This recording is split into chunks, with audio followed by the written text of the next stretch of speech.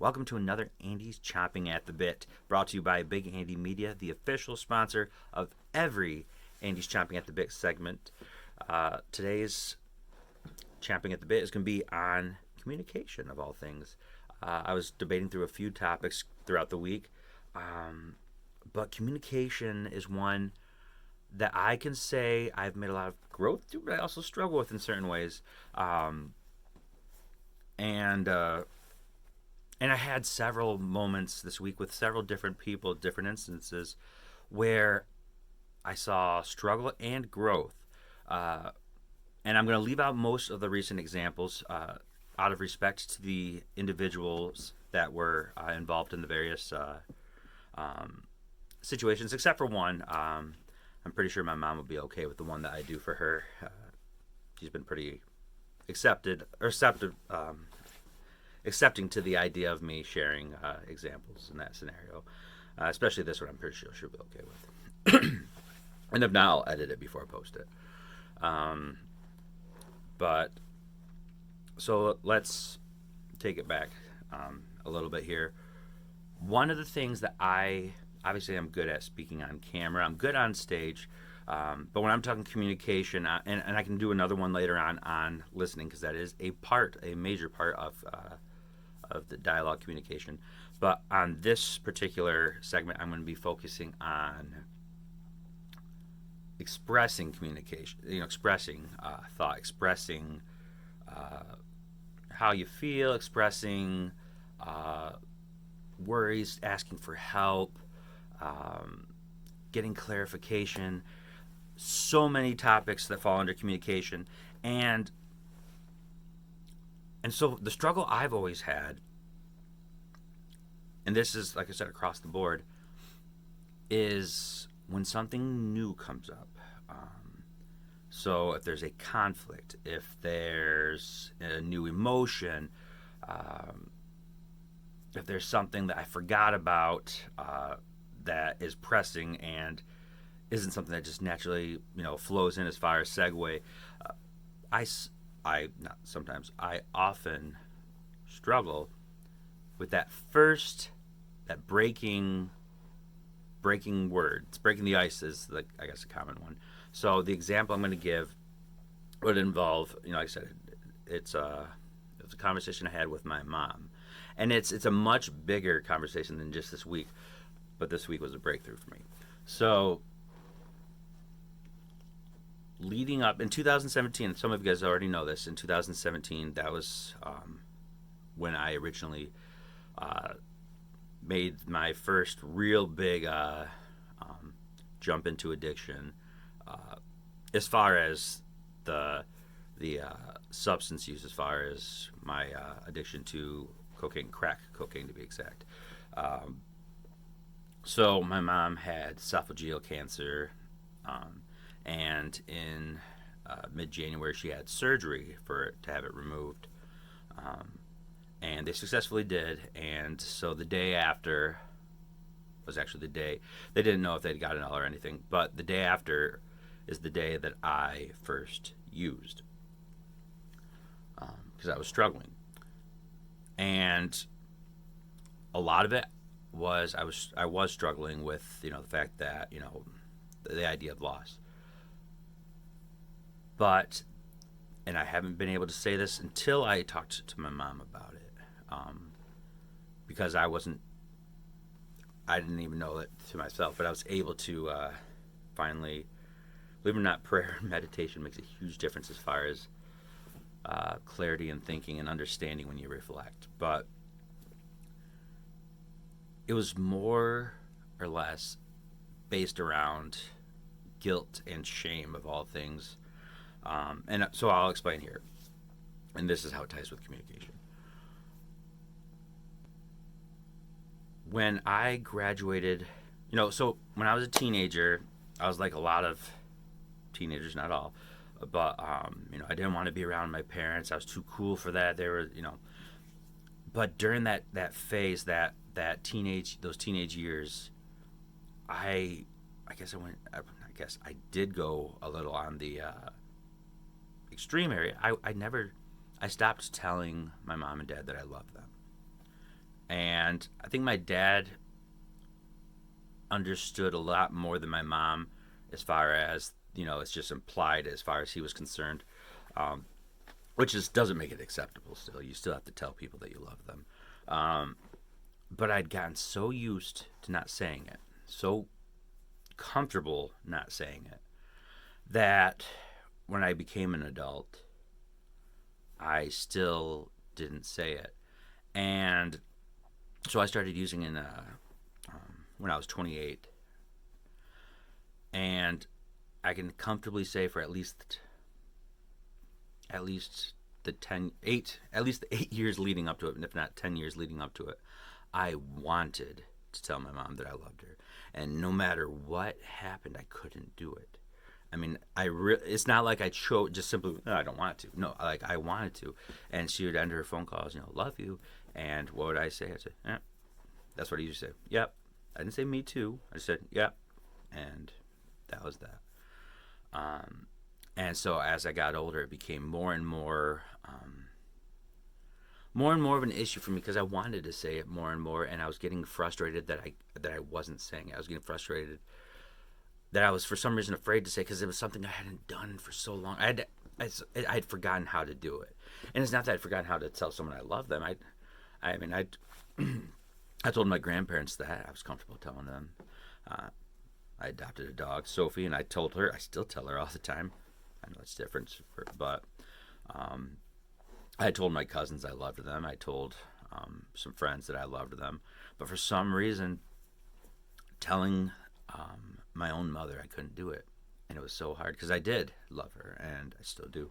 But it was hard to break that ice, break through that. And so when I found out in 2016 she had been diagnosed with esophageal cancer, and the initial odds of the surgery, the risk of not surviving the surgery when it was originally going to be done through at Spectrum in Grand Rapids, the odds were not good at all. And then, fortunately, they ended up deciding to do it in Ann Arbor, in Michigan's hospital, and that's why I dislike U of M in sports, but I have tremendous respect for them, because they saved my mom. But so anyway, the odds of her surviving went up drastically by doing the surgery there, but still there was a fairly good chance of it not working out. I mean, even if surviving the surgery, there was a good chance that they would, might not get all of the cancerous area. So, and here, coming up to surgery, I still hadn't said it, and I knew she was going under surgery. I knew she had cancer, and so it was really eating at me, Like when I'd hang up the phone afterwards, after saying, "Yep," because it became such routine for me to do that. I remember on multiple occasions after I found out she had cancer that I'd hang up and I'd start crying. So, because it was something I wanted to say but I couldn't. I remember calling, and I didn't have anything necessarily important to talk about. I would call and ask random questions, or I'd read something, I'd read an article, and I would call just to have the conversation. I'd make the call with the intent that, okay, when this call comes to an end, I'm going to say it. And I couldn't say it. And it was taking a toll on me. And so then the day of my mom's surgery, the morning of, we went in, and so right before they made my dad, my brother, and I leave, because they were going to get ready to put her, anesthesia and take her in for surgery, I finally, and it was hard, I won't lie about that, I finally managed to say it. Basically on what I was thinking at the time is potential deathbed, and I had to wait that long to say it. And so I beat myself up over it quite a bit. So I felt tremendous guilt and shame for it, because it literally took the good possibility of my mom dying to get me to say I love you to one of the persons who's been beyond a doubt more supportive for me than anyone else in the world. So it was tough, and because of that, I mean, it led me to make some poor choices. I wasn't in the right state of mind, and I never truly figured out the extent of what that was doing. It fueled multiple addictions, not just my crack cocaine addictions. It fueled other addictions in life. One that I don't talk frequently about on publicly, but it also caused, because of the struggle, is it caused a sex addiction. It caused nicotine. It caused food that was already an addiction at that point. It caused a wide range of other addictions that, because I was trying to grasp at anything to feel good. I was grasping at anything to make the guilt and the shame go away for not being able to say something that sounds so simple. And in reality, 3 words are so simple to say. But anyway, the reason this comes up is because it's a communication thing, and it's a barrier that I am learning about. I've had an idea of it, but I'm really, really starting to learn about it over the past, not so long, last few months or so. And it's been, I finally have had the opportunity to be able to think about it and soundboard things from many people and professionals. But it had been bothering me and it had been eating me away. And so the breakthrough this week was, I sat down with my mom. I actually woke her up in the middle of the night because I just couldn't sleep. My mind was going a million miles per hour, and I'd probably prayed at least 5 times, for guidance and clarity, and just to let my mind rest so I could sleep and get a little bit of clarity by the time I wake up in the morning. And it wasn't happening, but that thought popped into my head, because I was trying to figure out the cause, why this was, why I was struggling, and it's almost like that might have been the root cause, but I felt the urge that I needed to not just know it, I had to say it. So I woke my mom up. We went to the basement, sat down in the rocking chairs, and so I told her that that even, and I've been able to say it, by the way. I've been able to tell her I love you since then, comfortably too. It's getting more. It's first few times was still a little uncomfortable because I hadn't done it in a while, but it's now. I'm perfectly comfortable with it.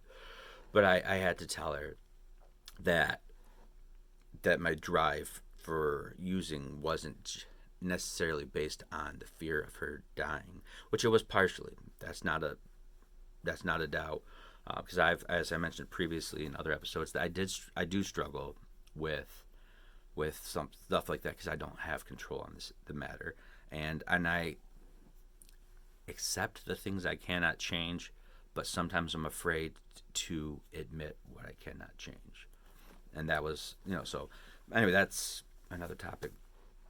But I was able to talk to my mom, and I sat down and I told her that my biggest struggle after that surgery was that I hadn't said it until then.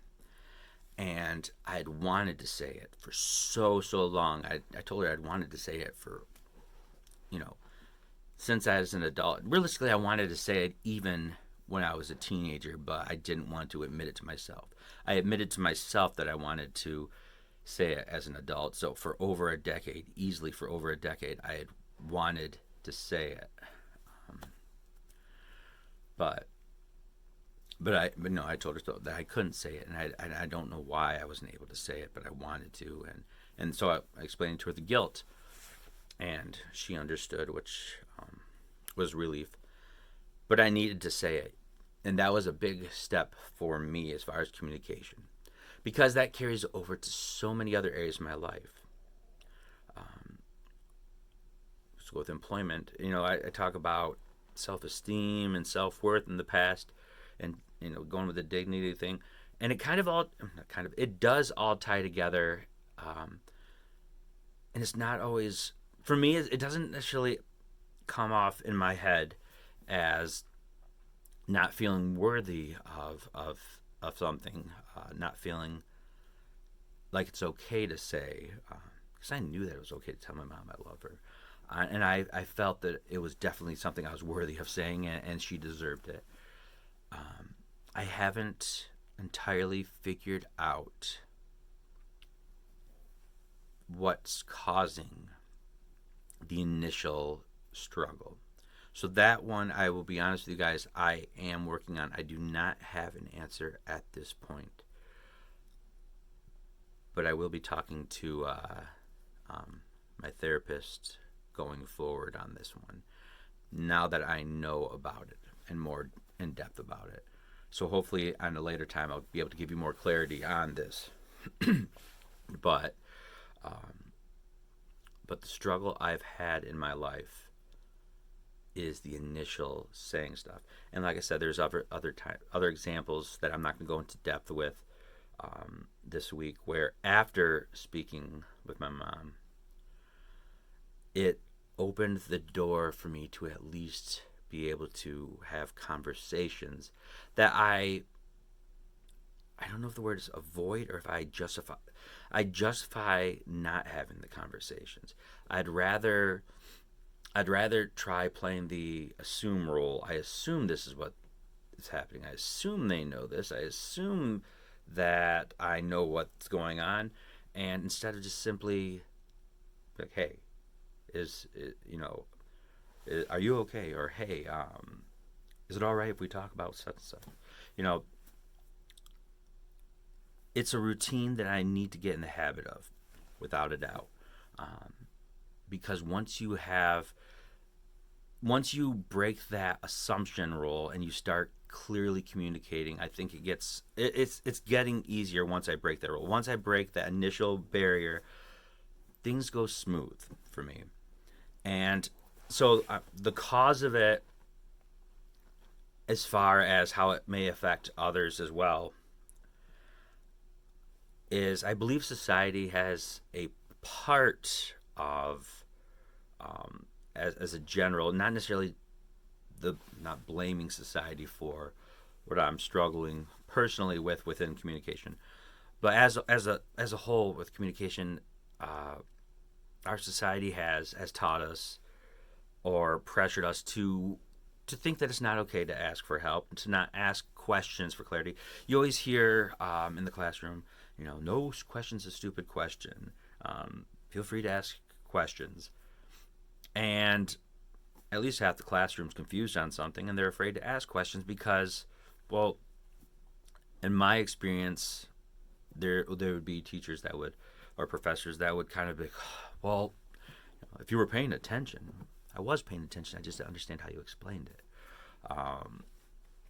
And that's not all teaching professionals.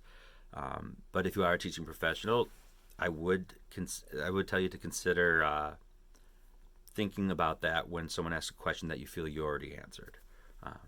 Sometimes people need to hear it in multiple different ways, different examples. But anyway, our society's kind of put us in that situation where it's become the norm to not ask questions, and if you ask questions or you ask for help, you get labeled as weak or incompetent. But that's not true. If you want to learn something, if you want to be able to apply what you learn, you have to ask questions. You have to communicate on the professional sense. As far as relationships, if you make the mistakes of assuming that you know what they're thinking, if you make the assumption that they might know what you're thinking, that hints are enough, or whatever that may be, it's not. It doesn't work.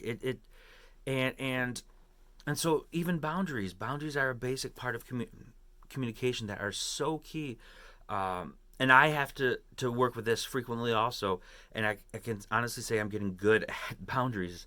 I have to set boundaries with family quite frequently.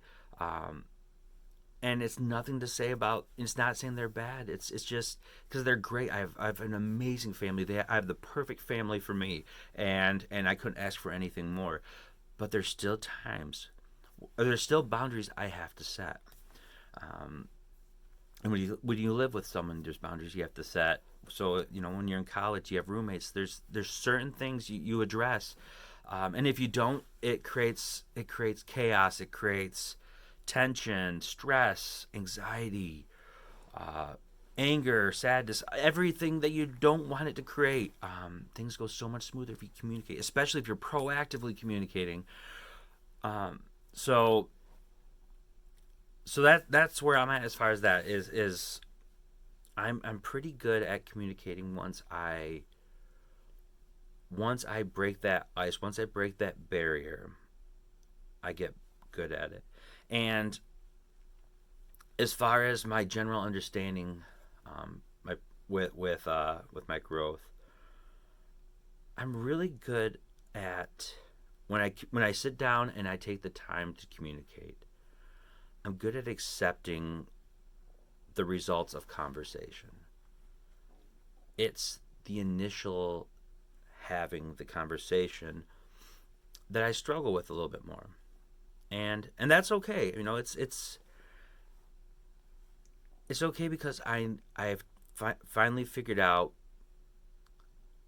part of the problem, and I'm actively working going forward to figure out the remaining part of the problem and use every resource I have available to learn and grow from this so I can be better at communicating.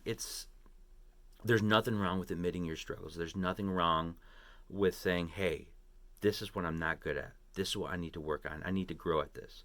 I am great at speaking to people on camera. I'm great at speaking to individuals as far as on a stage. I'm even great at speaking one on one. If someone comes to me with a problem, I feel I'm very good at listening and helping people as far as working through, consoling, comforting, whatever, however you want to look at it. Um, but and I know there's no shame for asking for help, and I don't have shame asking for help. But kind of like the situation with my mom, the initial saying something, and it's not guilt based. It's not guilt based, but for some reason I pause asking for help, um, for things that I haven't asked before. So if I am struggling, like when I really had cravings early on, I was comfortable after I had gotten into treatment and going forward, saying something and asking for help. If I had to go somewhere and I wasn't comfortable, I was comfortable at that point to reach out to people and be like, "Hey, I'm struggling here. Can you distract me at this point, or can you give me advice on how to get through this?" Uh, and and recently, when I was in my head, I asked friends as well to give me clarity or guidance. And sometimes it was simply talking and sorting things out. But I've gotten to that point where I can do that in certain scenarios. But it's hard for me to do as far as addressing the exact thing that's on my mind, and getting that and getting that sorted out. So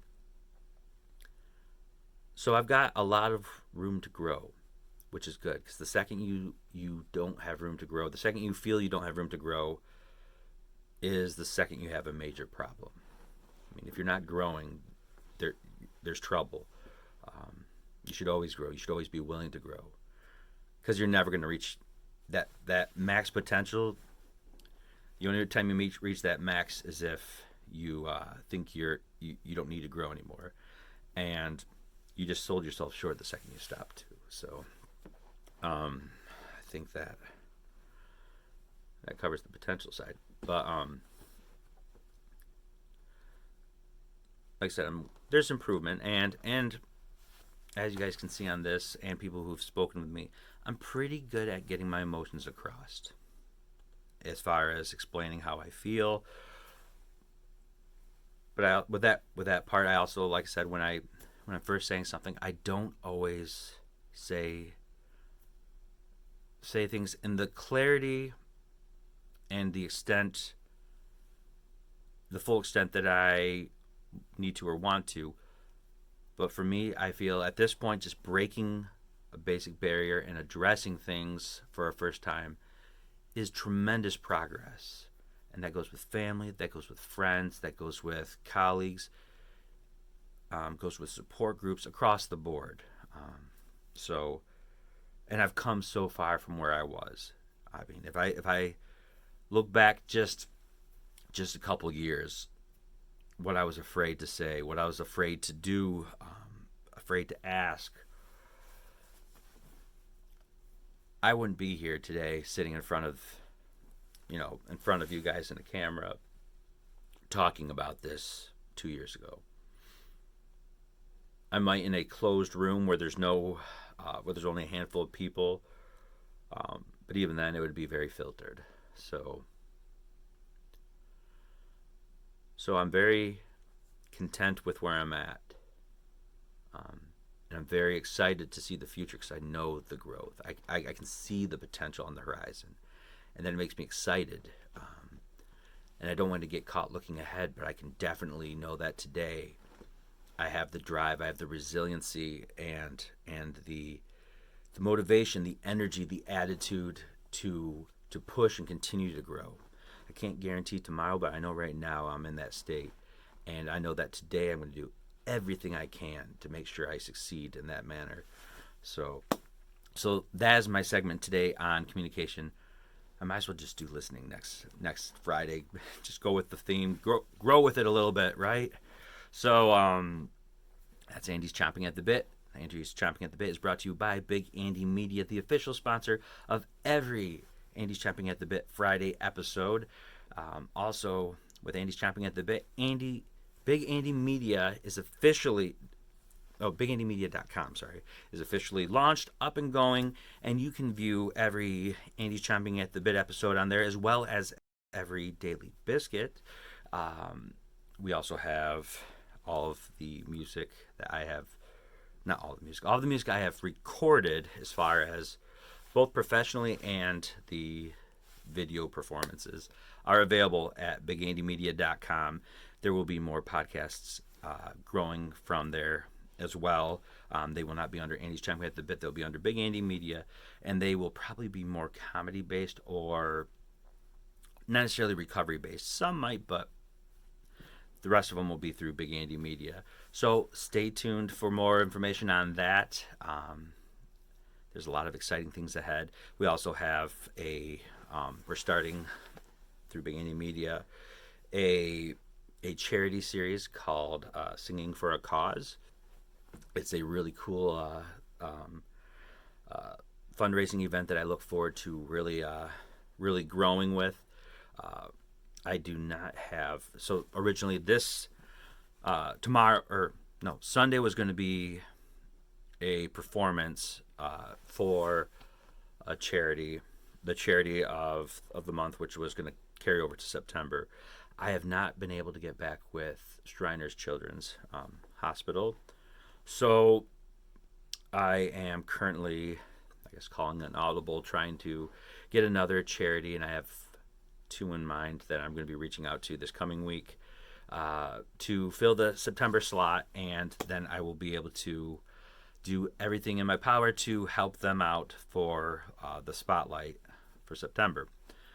There'll probably still be a performance on Sunday, but it will not be a charity-based one. It'll be just more of a enjoy the show kind of performance, free performance. No donations or anything. So that's today's episode. I hope you guys have a great Friday and a great weekend. I will see you guys again on Monday and Wednesday for the Daily Biscuits next week. And like I said, Friday we'll have a Chomping at the Bit on listening.